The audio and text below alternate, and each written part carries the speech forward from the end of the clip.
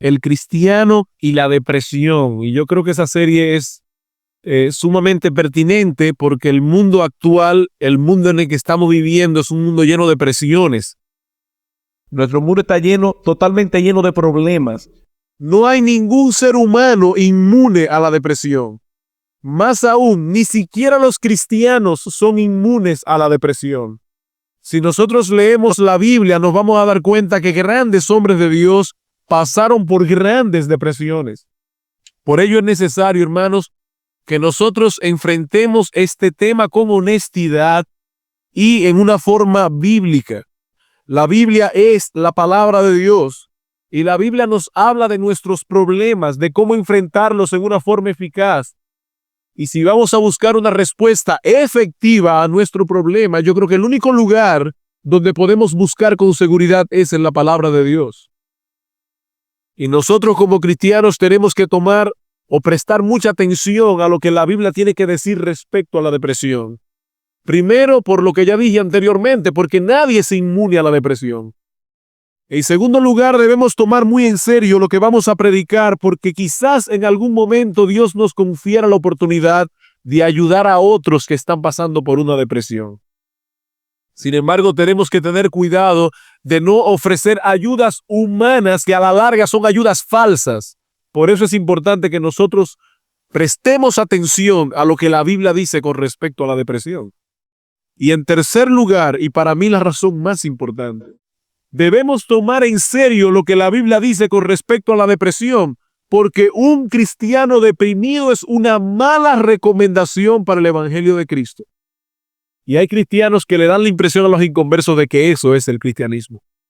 Y es pensando en todas estas cosas que el Señor nos ha movido a tratar este tema en una forma bíblica. ¿Cómo el cristiano puede enfrentar la depresión bíblicamente?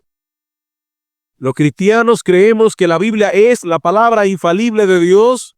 Creemos que ella tiene las respuestas que nosotros necesitamos y que el creyente de ningún modo debe buscar las respuestas fuera de ella.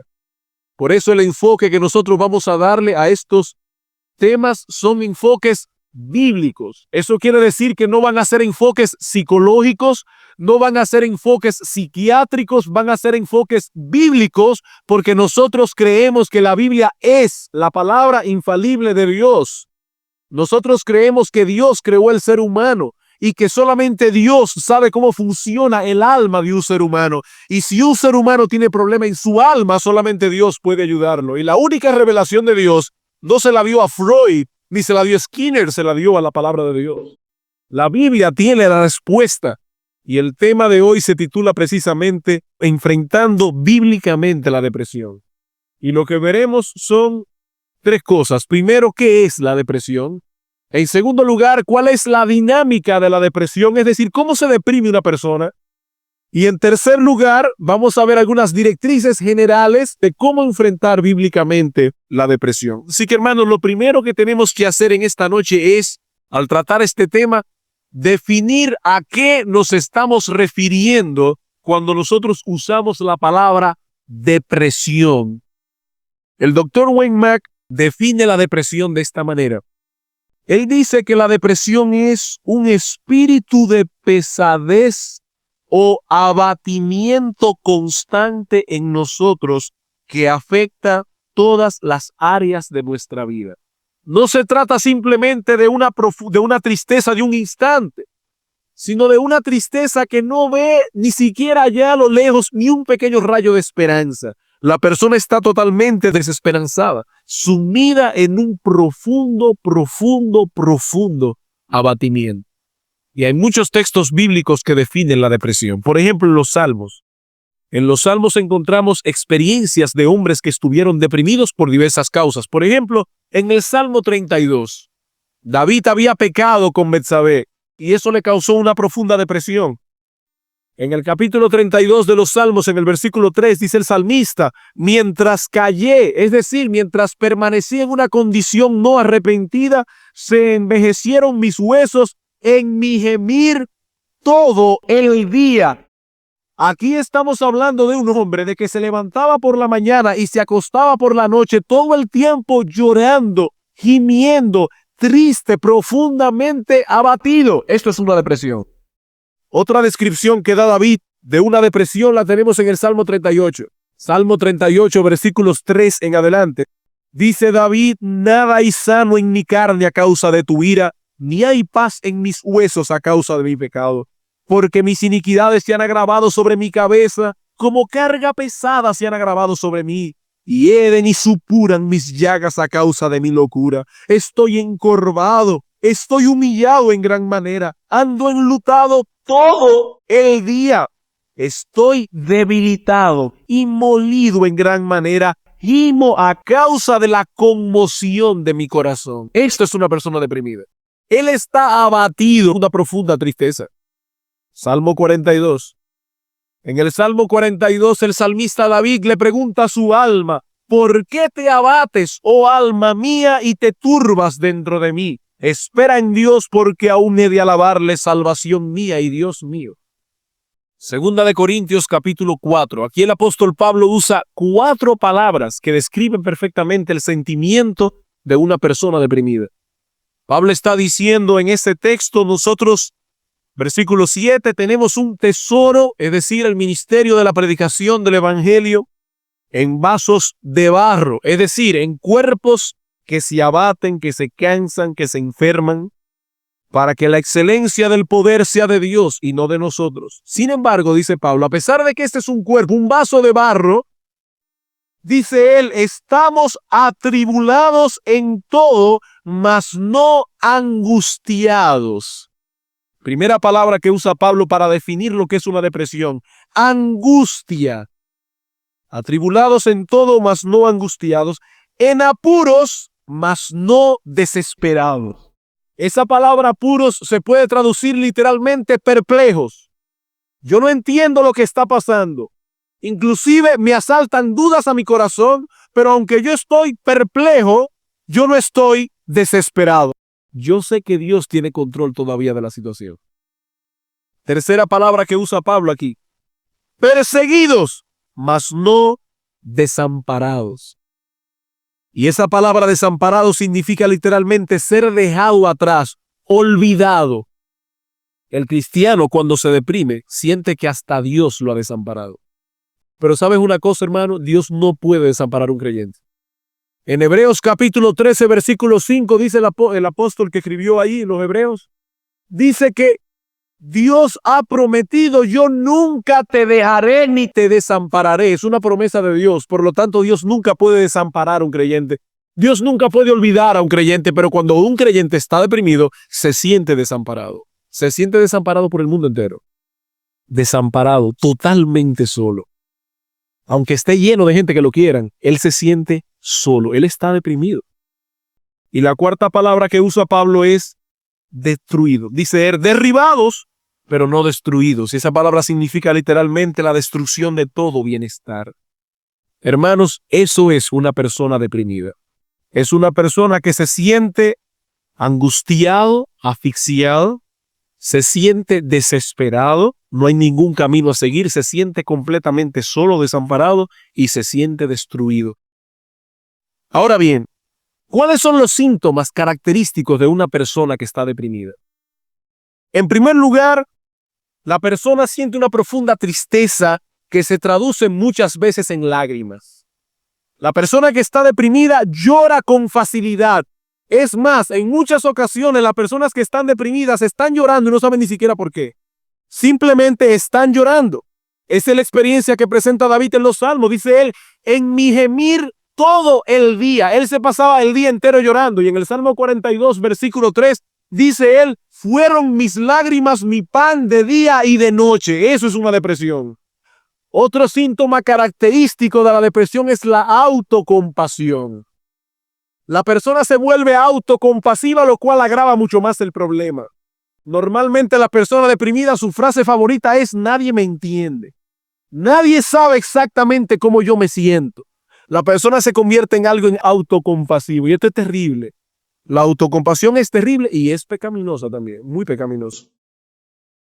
Otro síntoma de la depresión es la falta de interés y de eficiencia. Cosas que antes le interesaban mucho a la persona ya pierden todo su interés. Esa persona no tiene deseos de vivir, no tiene el sentido, el deseo de hacer las cosas que antes hacía con alegría y con gozo. Otro síntoma es la falta de confianza en sí mismo. Y eso lo lleva muchas veces a ser extremadamente dependiente de otra persona. Otro síntoma, retardo psicomotor. La persona se vuelve lenta, habla lento, se mueve lento.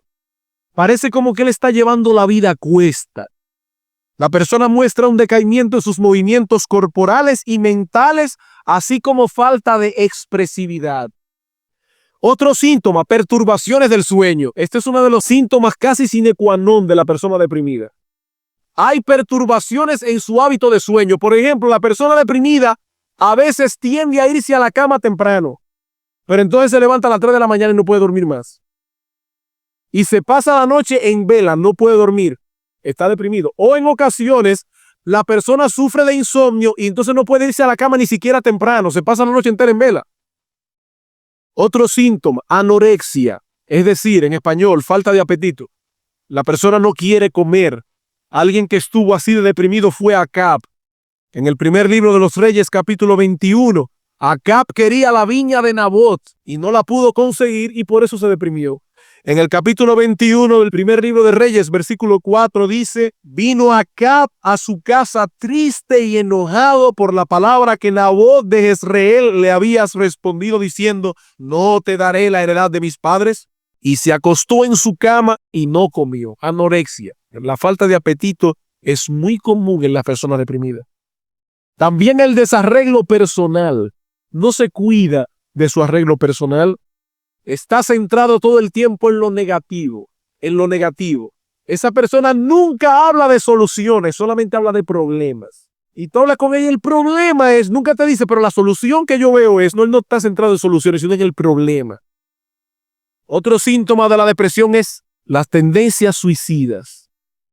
Por supuesto, en un creyente casi nunca hay tendencias suicidas en el sentido en que en el mundo impío la hay, pero en el caso de los cristianos las tendencias suicidas se manifiestan de esta manera: Señor, llévame.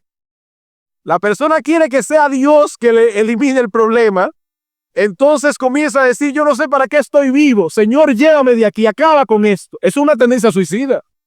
Eso es síntoma de depresión. De hecho, Elías pasó por esa experiencia. Elías se fue al Monte Carmelo a morirse, a terminar su vida ahí. Eso es una tendencia suicida.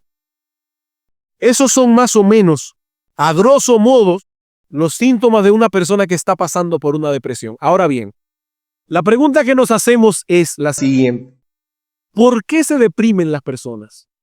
Y eso nos lleva al segundo punto de nuestro mensaje. Habiendo definido lo que es la depresión y habiendo visto sus síntomas, vamos a ver ahora la dinámica de la depresión. Y para ello tenemos que ver dos cosas. Primero, las causas normales de una depresión y cómo esas causas trabajan para que una persona se deprima. Al hablar de las causas de una depresión, estamos conscientes que muchas veces detrás de una depresión hay problemas que son orgánicos, o sea, problemas hormonales. Pero como yo no soy médico, yo no voy a tratar esas cosas en estos estudios. Sobre todo, no solamente porque yo no soy médico, sino porque en el más del 90% de los casos, las depresiones no son causadas por problemas hormonales, sino por lo que yo voy a decir en este momento, por las causas que yo voy a decir ahora. Así que, hermanos, hacemos mejor en tomar en cuenta estas causas que vamos a enumerar en este momento. Ir a un consejero cristiano o un pastor si usted está deprimido, y entonces el consejero verá si usted necesita o no asistencia médica. Pero primero tenemos que descartar el problema no orgánico y luego ver si hay un problema orgánico. ¿Cuáles son las causas normales de una depresión? Bueno, en primer lugar debemos mencionar problemas de temperamento. Problemas de temperamento. Indudablemente hay personas que por su temperamento son más fáciles de deprimirse que otras. Por ejemplo, hay personas que son introvertidas, hay personas que son extrovertidas. Las personas que más se deprimen son las introvertidas. ¿Y por qué se deprimen las personas introvertidas? Porque las personas introvertidas son introspectivas. ¿Está mal ser introvertido? No. Los grandes hombres de Dios del pasado en su mayoría fueron personas introvertidas. Lo que está mal es ser introspectivo. Para cómo yo diferencio entre lo que es autoexaminarse y lo que es ser introspectivo. Porque la Biblia dice claramente que yo debo tener periodos de autoexamen en mi vida, pero yo no debo ser introspectivo. ¿Qué es una persona introspectiva? Es una persona que está constantemente autoexaminándose. En segundo lugar, nuestra condición física es importante. Hermanos, nosotros somos seres compuestos de alma y cuerpo. Y entre el alma y el cuerpo hay una interrelación tan estrecha que los problemas del cuerpo afectan el alma y los problemas del alma afectan el cuerpo. Eso lo dice la Biblia. Un cuerpo enfermo puede abatir el alma. Proverbios capítulo 17. Versículo 22. El corazón alegre constituye un buen remedio, mas el espíritu triste seca los huesos. Muchas veces el estado de ánimo de una persona influye en su salud física. Así que, hermanos, la condición física es importante cuando una persona está deprimida. En tercer lugar, el sentimiento de culpa por una falta cometida y no confesada. Otra causa muy común de la depresión, absorber los patrones del mundo. El mundo tiene sus patrones, las cosas que el mundo valora, como por ejemplo la belleza física en la mujer, el éxito, el dinero, ser feliz.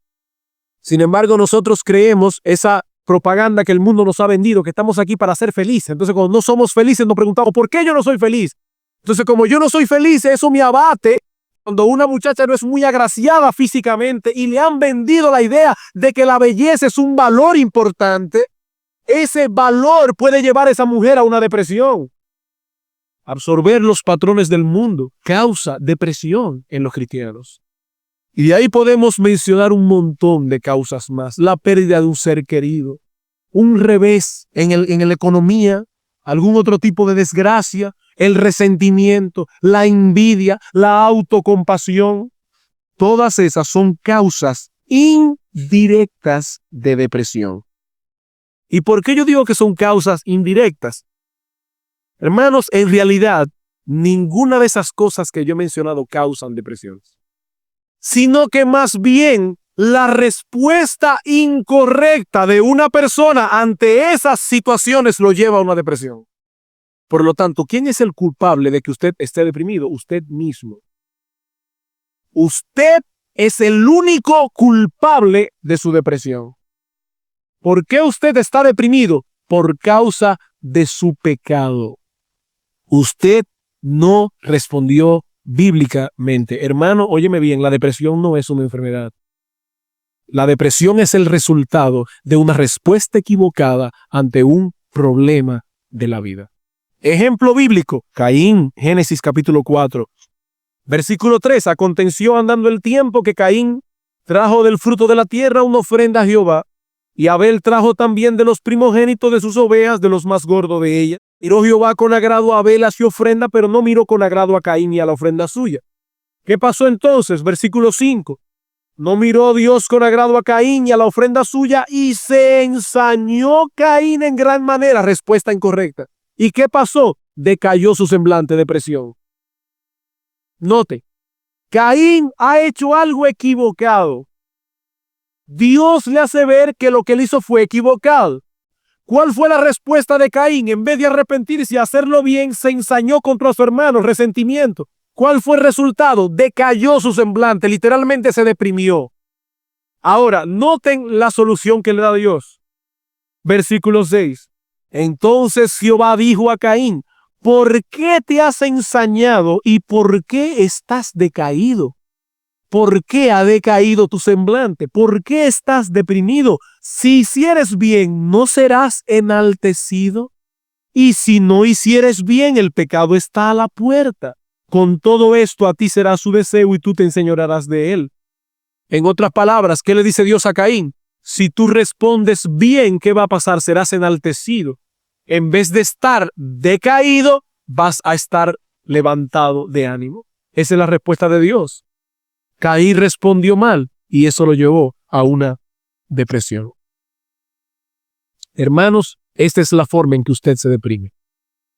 Usted tiene un problema no responde correctamente al problema, eso agranda el problema y si usted sigue respondiendo mal, eso va a ser cada vez el círculo más profundo y usted acabará en una depresión. Por lo tanto, ¿quién es el culpable de que usted esté deprimido? Usted mismo. ¿Es la depresión un pecado? Sí, la depresión es un pecado. La causa final de toda depresión espiritual es la incredulidad. Es la incredulidad y la incredulidad es un pecado. No es una enfermedad. No es una enfermedad. Bien, yo no quiero dejarnos deprimidos el resto de la semana, así que vamos a ver finalmente algunas directrices generales, breves. ¿Cómo se supone que un cristiano debe entonces enfrentar bíblicamente la depresión? Vamos a dar 5 directrices generales breves, rápidas. Primero, enfrenta el problema bíblicamente. No te guíes por tu deseo ni por los dictados de tu corazón. Estás deprimido por causa de tu pecado. No rehuyas tu responsabilidad haciéndole creer a los demás que estás enfermo. No, de ninguna manera. Enfrenta el problema bíblicamente. Tú no estás enfermo. Tú estás acarreando las consecuencias de tu pecado. Enfrenta el pecado de una forma correcta. ¿Cómo? Lo veremos más adelante, pero por lo pronto yo quiero que tú no le hagas creer a los demás, ni que te hagas creer a ti mismo que estás enfermo. Enfrenta el problema bíblicamente, no conforme a los dictados de tu corazón. En segundo lugar, asume la responsabilidad del problema. Debes entender que no estás deprimido por el problema en sí, sino por la respuesta que tú le has dado al problema. Por lo tanto, tú eres el responsable. Asume la responsabilidad de tu problema. Tercero, asume tu responsabilidad en la vida. No descuides tus deberes. Asuma su responsabilidad en la vida. No continúe evitando sus deberes. Cuarto, no minimices el problema ni la culpa. Bueno, pero después de todo no fue tan grave lo que yo hice. Piénsalo bien a ver si no fue tan grave. Piénsalo bien. No minimices el problema, porque la solución a nuestros conflictos no depende del tamaño del problema, sino del tamaño de Dios. Y nunca va a haber un problema que sea más grande que Él. No minimicen el problema. Y quinto, busca ayuda apropiada. Y eso tiene que ser definido. Hermanos, ¿qué es una ayuda apropiada? Solo una persona capacitada por Dios y usando los métodos de Dios con el Espíritu Santo puede ayudarte realmente. Freud en el siglo pasado nos hizo creer que solo los especialistas pueden tratar con problemas del alma. Y esa mentira la ha creído mucha gente después de Freud. Pero ¿sabes una cosa, hermanos? Eso no es verdad. De hecho, tampoco hay lugar para un consejero cristiano que no sea pastor de una iglesia. Déjenme aclarar esto, hermanos. Todos tenemos que aconsejarnos mutuamente. Eso es bíblico. Pero si su problema es tan profundo que usted necesita una ayuda especial, busque un pastor. Dios ha puesto a los pastores para eso. Estuve leyendo recientemente un artículo que salió en una revista que traducida al español sería Revista Médica Cristiana, una revista en inglés, donde un médico dice que ellos tienen un paciente que tiene una enfermedad real, psicosomática, pero es real la enfermedad, causada por un problema psicológico. El médico se ve en la disyuntiva de que él sabe que él va a tratar con el problema físico de la persona, pero ese individuo necesita consejería. Entonces el médico se pregunta, ¿a quién se lo envío? Si se lo envío a un psiquiatra, me lo va a mandar peor. Y si se lo envío a un pastor, pueden pasar dos cosas. Primero, que el pastor no quiera tratar el caso porque el pastor cree que son los psiquiatras que deben tratarlo. Y en segundo lugar, que el pastor sea incompetente para tratar el problema. Y dice ese doctor, hablándole a los otros doctores, dice, colegas, ustedes no tienen la culpa de esa disyuntiva, la culpa la tienen los ministros de Dios que han descuidado sus deberes. Y dice él, es la hora de que los pastores se arrepientan del pecado que han cometido contra Dios y contra su pueblo. Y por primera vez tomen en serio la consejería bíblica. Dice J. Adams lo siguiente.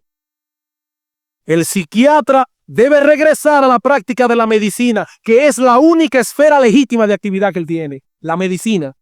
Y el ministro debe volver a ocupar la tarea que Dios le ha dado y que le ha sido sustraída. Y él añade, y en algunos casos abandonaba voluntariamente. Porque hay pastores que son tan bárbaros que ellos remiten a sus hermanos al psiquiatra, sabiendo que el problema de ese individuo no es orgánico, que no necesita de un médico y que por lo tanto él lo puede tratar efectivamente con la palabra de Dios. Entonces, hermanos, ¿qué yo debo hacer cuando tengo un problema profundo? Buscar ayuda apropiada.